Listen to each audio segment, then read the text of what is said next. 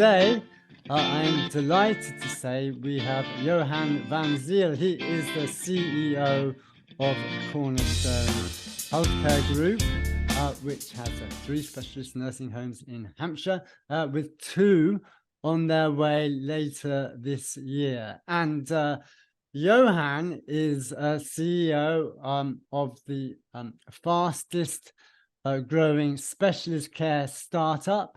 That's according to Lantra. And moreover, Cornerstone Healthcare is a multi-award-winning provider. They are winner of the Health Investors Complex Care Provider of the year 2020 and 2021, and also Specialist Care Provider in 2023. And what Johan is going to share with us all today is how to launch a fast growth specialist care provider. And like with all our guests, they've been there and done that. And this is going to be a great episode. Before we get going, the Care CEO Success Stories podcast is where the care CEOs of the leading care companies around the UK share and celebrate with us what they consider their single biggest achievement. It's for everyone in the sector to learn and be inspired and get tips and knowledge and information and expertise from the leaders in the care sector in the UK. So make sure, please, if you've not subscribed, you subscribe. Go and have a look at previous episodes. We've ran about 16 previous episodes, and they are all packed with value and information, as this episode will be. So without any further ado, as they say, let's get straight into the episode. Johan, very welcome. And why don't you start off by telling everyone a little bit more about who you are and what you do? Adam, thanks for having me on this. It's a privilege. You and I know each other for many years, and you know how much respect I have for the great work you're doing. Johann van Zyl, CEO of Cornerstone Healthcare. I have a strange career that's, from healthcare, from mining exploration. I moved into healthcare, and people always like, why did you do that? And I tell you what, once I realized in my first job in healthcare what it all entails, I couldn't go away. And this is perhaps one of the biggest mistakes I've made in my career, as I didn't cover healthcare and what healthcare gives to you as an individual soon enough. But yeah, that is who I am. I love to work with people. I love to lead people. Probably my single most strength that I have is leading people, inspiring them. I'm not an admin man. I'm not a manager. In fact, I'm very bad with that. But it to me about individuals, teams, building teams, and then give the best care possible to our service users. Yeah, and it was very interesting, your background, of course, in mining, and then just switching to healthcare and just falling in love with it, and immediately, as we understand, and now putting all that you've learned into Cornerstone Healthcare. So why don't we start off, Johan, by to build a fast growth specialist care provider? What are the foundations? Do you aspire to this from the very beginning? What are the foundations? I can start. It started with a dream. I called it with, when I spoke to my friends, I was only 4 years in the country, but I always said I would like to have my own care company, to do, the things that I think will be the right ones. But at the same time, make money for my investors, but also to be able to pay our staff the highest rates possible. Right.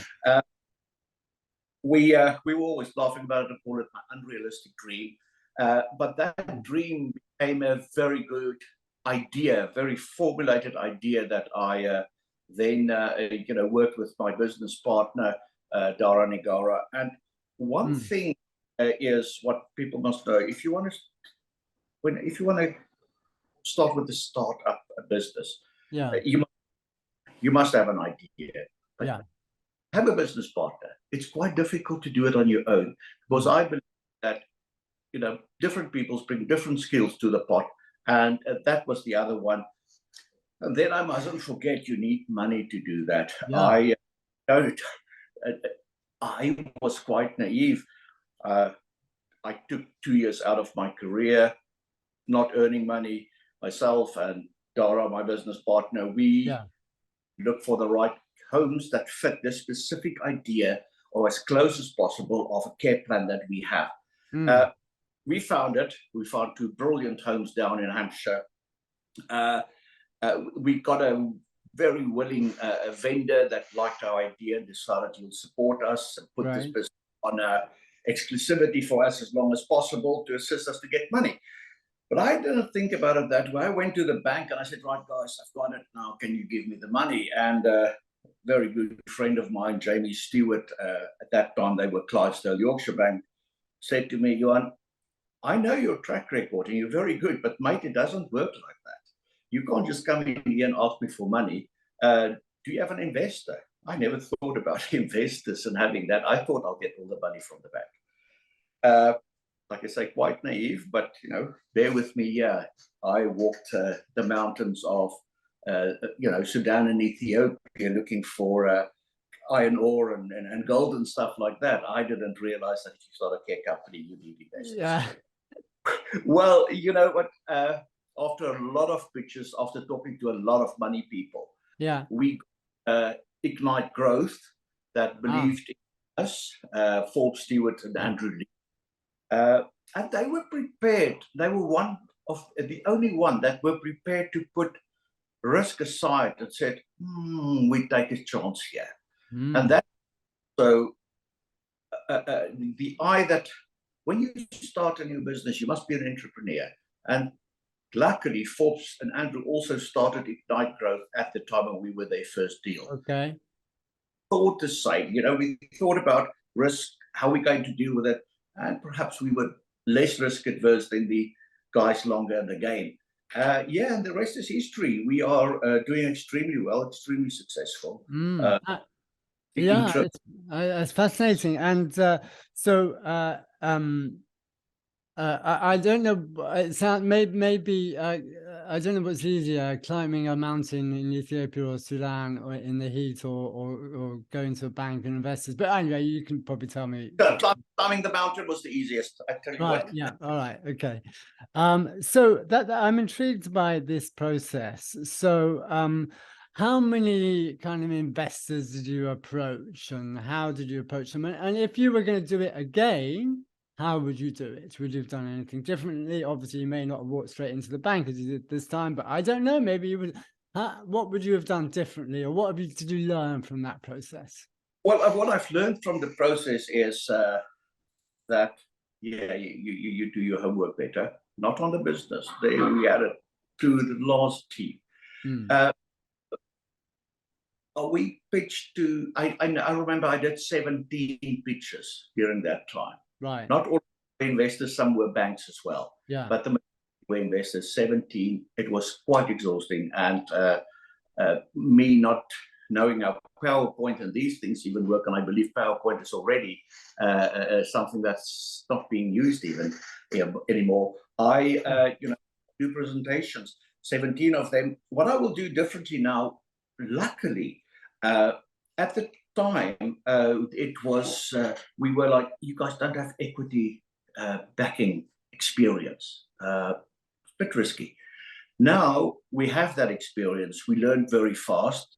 Dara and I are quick learners.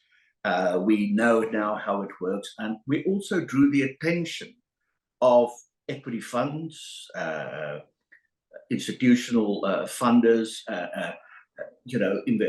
so I think if I have to start now, it will be a slightly different process with finding the investor that believes in us. Most probably it will be more a partnership than going to out and look for an investor. It will be a joint, let's do this together. So yeah, I hopefully through experience and success, it will be easy if I have to start again with that. Yeah, I see. So it's literally learning just by doing it. You kind of, well, you know, next time if I was doing the same thing, I would do this as opposed to this. I think what will help is also the success of Cornerstone. When we bought the business, we had 154 beds in the two. We saw that it's a very good business, but there's a lot of commercial enterprise that we can still develop and get more out of this business. The next bit was to build some extra rooms. It's one of your best investments is to add a number of rooms to the same home that you have, then to buy another one. I mean, you have the land, you have everything there, and you have an established business. So before we bought the other one and have it as 204 beds, that's what Cornerstone brought to us. You talk about a 98% average occupancy throughout the year, which is phenomenal. In our last at H2, the last half of last year's the last financial year, we have, for instance, a 99. We had a 99.6% occupancy over 6 months. That is very much underwrite the success of the company. We also the niche sector that we operate in, and I think that makes us all quite unique, and also has a big contributor to the company's success. The other is staff. So many people like to call themselves an employer of choice, and that I many times. Yeah, I realize that it's quite an achievement to get accepted to come and work for Cornerstone.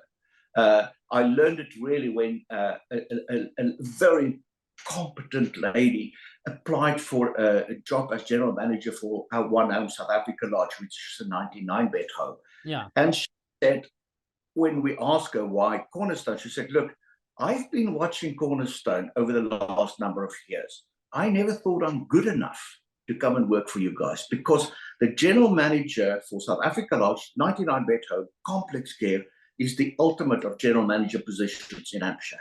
And that to me is, wow, actually, we are not the employer of choice. We are actually the prestige employer in the case.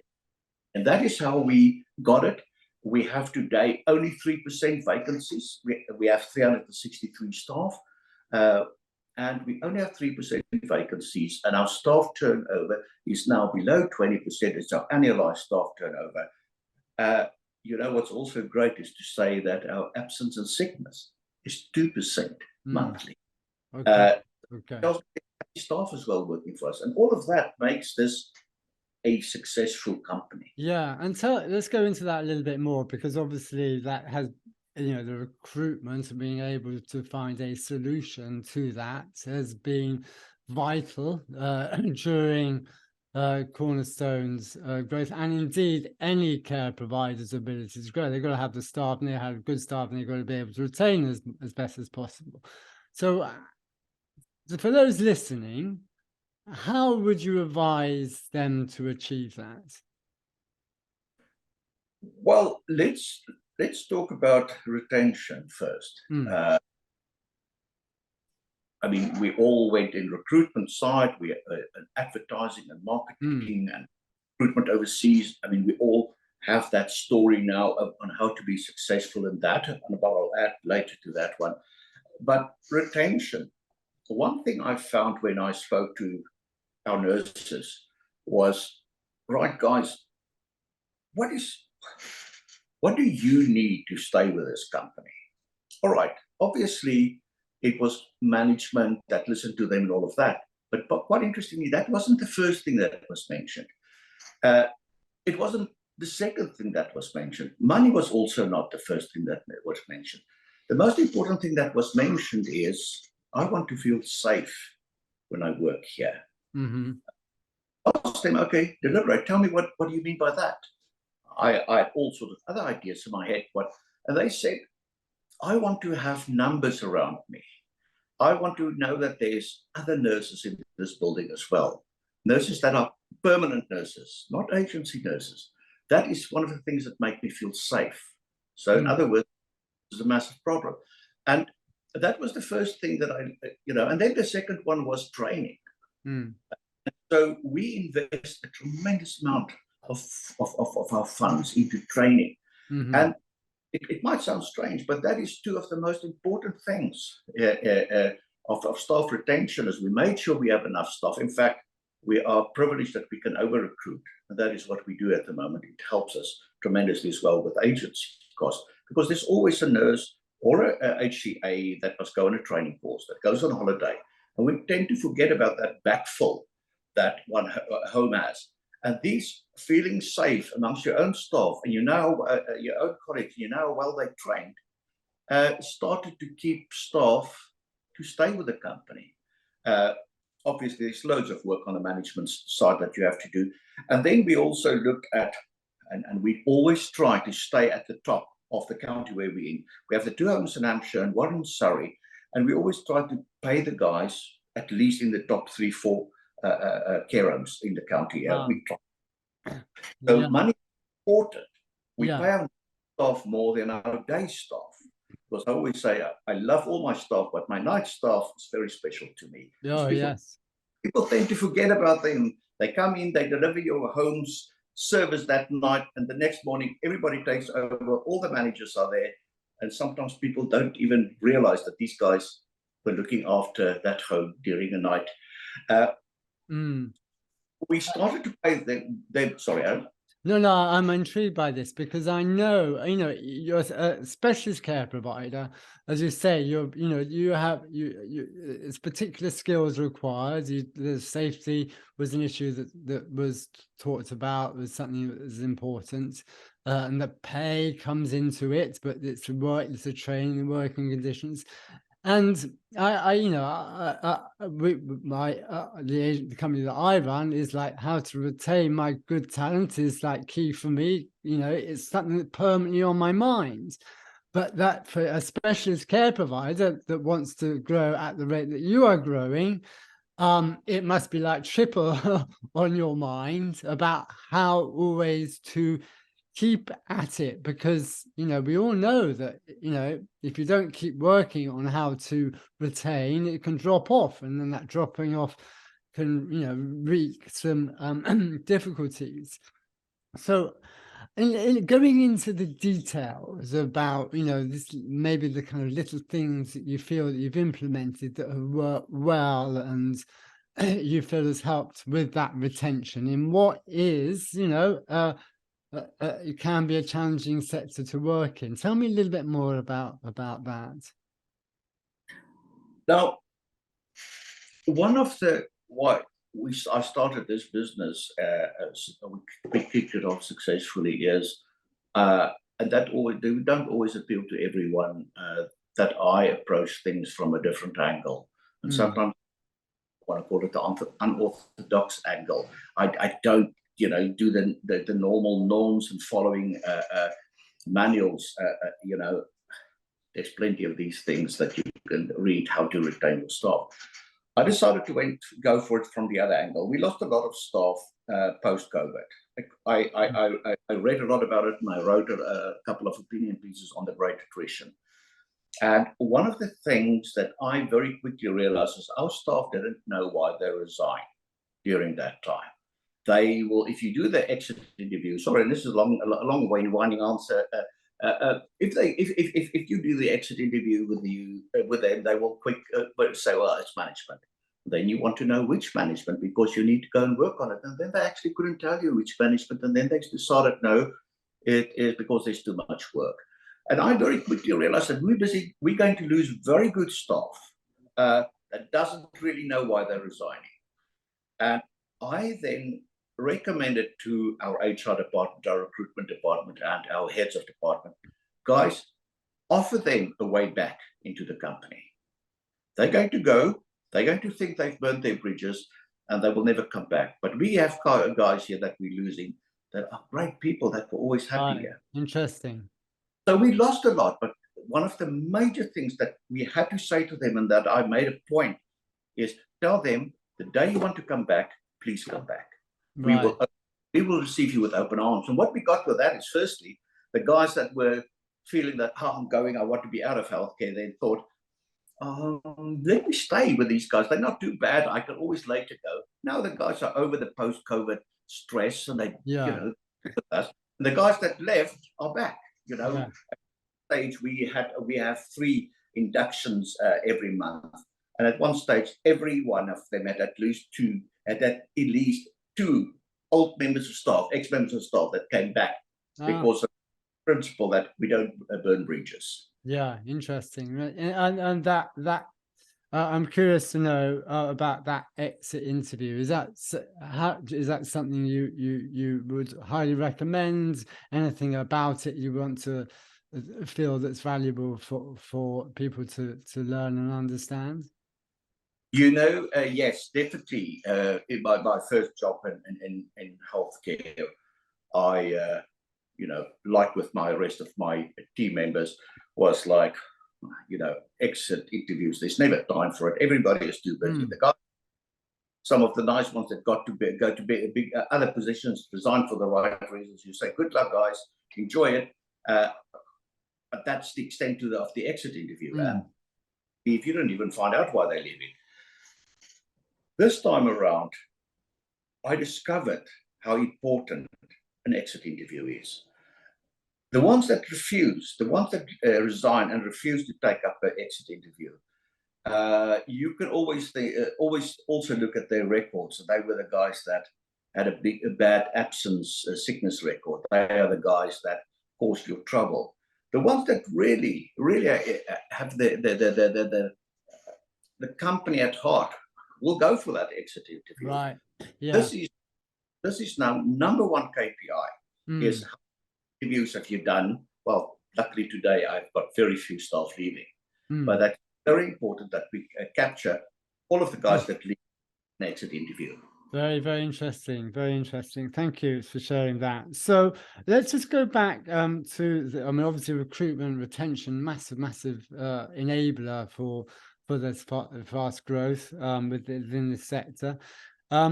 In terms of the plans to expand, was that was in the plans right from the very beginning with the investors? So they knew that they were funding their very specific expansion plan. Was that the vision straight from the very beginning?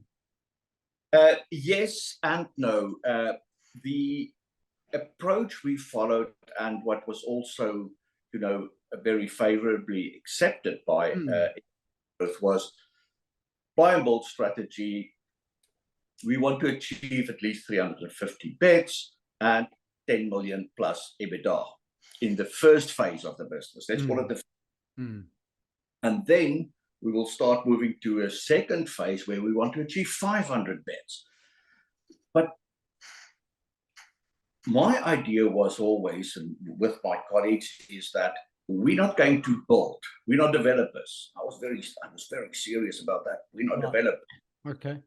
It's very difficult to develop, absolutely. But but I'm going to park it there and first say our idea was to buy going concerns, and our idea was to buy care homes that we can change and make into purpose-built.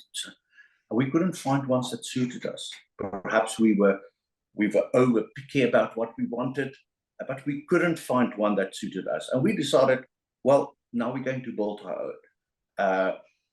Now, the advantages of that is, for our resident type, it's very important to have a purpose designed, absolutely tailor-made for our resident group. That's what we do, and that's what we could do with these 2 new homes that we designed. The is our one home was supposed to open last year, September. It will only open this year, November. That specific first contractor went into administration and was delayed. It delayed the project for a little bit longer than a year. We had to go to tender and find a new contractor. So that happens. The other side of it is we've designed and we're building a net zero green home that is ESG and BREEAM absolutely fit the bill. Yeah. But because it's quite a complicated build, you know, our contractors fall behind.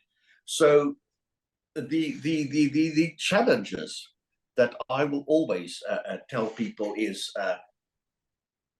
expect that it's going to overrun. Developments are going to overrun. But on the other side, we have a principle that we own all our properties, is that you have what your residents need, firstly, and secondly, you have a sector leading. And both our homes, the one in Wincanton, the other one in Bristol, are sector leading buildings. And we enhanced our portfolio. So long story short again, everything was blown out the window because we couldn't find the right acquisitions, and we decided to go the development route. Going forward, yes, we're always looking for a nice M&A to do that suits our business, because we're very, very, very focused on the resident group we care for. And the other one is then buying land and develop our own. And also, correct me if I'm right or wrong here, Johan, but you are very, very niche, very, very specialist care, correct? That's correct. And I'm wondering, has that enabled you to grow as fast as you have, by having that real focus on like specialist care?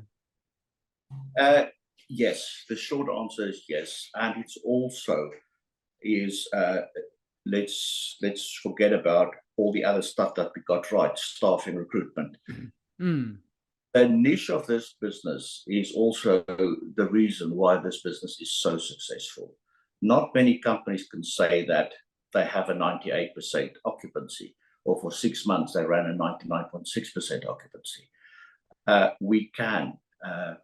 And that tells you that there's a tremendous amount of beds needed in this sector, what that we're doing. Now, what are we doing? It's sometimes difficult for people to exactly understand what we're doing. Is we have people with progressive neurological conditions, like your dementia, Huntington's disease, Parkinson's disease, but they're very challenging. But on top of that, or you can turn it the other way around, it's people that have and were in the system with mental health issues, a couple of times under a section in a mental health hospital. Now, people always forget that one that have some sort of mental health disorder also get old. They also develop a specific neurological condition that's quite progressive and makes the treatment needs very complex. So yes, the niche market, the niche sector that we operate in, we did some homework and we had to extrapolate numbers because there's no record on this or statistics. And we worked out that there's about 15,000 people that specifically fall into this category of. Okay. Yeah, I see. And we also worked out that in a number of homes across England, that there's about 5,000 beds that deliver this kind of service. In other words, there's 10,000 people out there, an underserved market, and it will grow by 3%. That's how we worked it out. Now, we are the only company, as far as I know, that only does this. We don't have rehabilitation. We don't have learning difficulty, residents with learning difficulties. We don't have people that just need specialist dementia care. We really have this kind of focus that we have. And we've become sort of, we call ourselves sometimes a hybrid hospital. We are in the half between care homes this side, mental health hospitals of the NH this side. On this side, they block, you find bed blocking because it's difficult for the NHS to find the right care home to put their patients in. On the other side, your normal specialist care home don't want to take a resident that was in the mental health system. And this is where we come in. Placement breakdowns is about 55% of our admissions, placement breakdowns in other care homes, and the rest comes from NHS mental health facilities, and also the correctional services, the prison services, where residents then get referred to us. So this is why I say it's quite niche, and we haven't deviated from that. We quite we focus on what we achieve and what we are caring for. Yeah, fascinating. So what we've got, I mean, there's a lot of of insights that you've given over the course of this episode, but you have the vision from the beginning, the massive attention to retention as much as recruitment, obviously enabling you then to provide the great care that has enables you to increase to have a great occupancy and the reputation that comes from that, and then the vision, and then also having the very specific people who you are there for, which I imagine when you are building these homes, you have them in mind, and again, which separates you from other particular providers. Those are some of the things that I'm hearing from you now. Now, when I talk about those things, is there anything that you feel that we're kind of missed out so far on how to build and sustainably a fast growth specialist care provider? I would say no, you covered everything, Adam. Just as some personal ideas or believe that when you did a startup, doesn't matter in which field is, you need an entrepreneur, serial entrepreneur, and I see myself as in that camp. You must be brave. You must have a dream, but you must be very brave to go out there and do it. You must have energy to do it. It's a 24-hour job per day. You must be able to take decisions and take it very fast. You must be able to not stay awake at night about your problems. You must be able to deal with that very quickly. Now, what I say, like I say, I want to say the word brave there. I want to say brave. The other one I want to say is, and that's one principle that I believe in for a startup, we all make mistakes. And what I say is, when you make a mistake, make sure that you fail fast and get it over with. Right. Pause. I think that's the saying in English. And you had a bad decision and you think, well, let's see how long we can stretch it. Perhaps it will turn right. No, I believe if something is not working, fail fast and come up with a better idea. And helped for me over the many years. So it's more in here, in my head, that I play around with those ideas, and it's just a principle that and that's very interesting. Tell me about, I just want to pick up on one of those points about being brave, and give me an example of that where you felt, oh God, I really, really, can I do this, or is this the right thing? Am I overstretching it? Give me an example of that may have been right from the very beginning. I guess you're more in the swing now, but tell me a little bit more about where you felt you really had to step up to be brave. When we decided to start this business, it took me and Dara about 18 months to 2 years. Sitting first, we started this sitting in a little chef halfway Peterborough and Milton Keynes, where we started with this idea and working together. I went for 2 years without an income. I was 55. I think if you think about brave, that's most probably is either brave or stupid. But it's what I don't think there's a lot of difference between brave and stupid some days. But I was 55, no income, starting an that perhaps was not going to work, never going to get funding, what the case may be. And this is where I would say that was a brave move. The fact we decided on most probably one of the most difficult sectors in the social care side of the business. I'm not talking about the very difficult in children's services, and each one of you, that the sector they're in is the most difficult. But there's a lot of risks that came with our sector as well. A lot of investors told us that as well. But we started on a specific sector because the need was there. I assume that's also a risk, because we could have taken an easier route and have where we know that there's a route where we know that the restaurants are there. They are not so complex. Safeguarding doesn't happen on a daily basis. That kind of thing, So yeah, that's what I mean by brave. But definitely the one where we started, no income, 55 years of age. It was a big step. It was a big. Yeah, no, I can hear that. That's great. Thank you for sharing that. Thank you very much. Johan, this has been a great episode. And finally, if anyone wants to get in touch, they want to pick your brains on anything, how best can they get in touch? The easiest perhaps is on our website is our telephone, our head office. We call it the back office, by the way, support office, not the head office.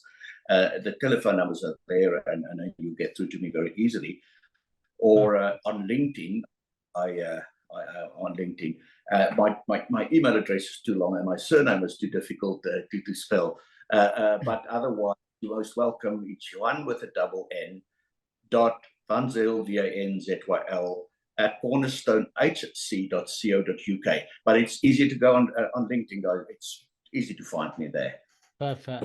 Johan, thank you so much for being on the KSCO Success Stories podcast. I'm privileged. Thanks, Adam. It was really nice of you to invite me.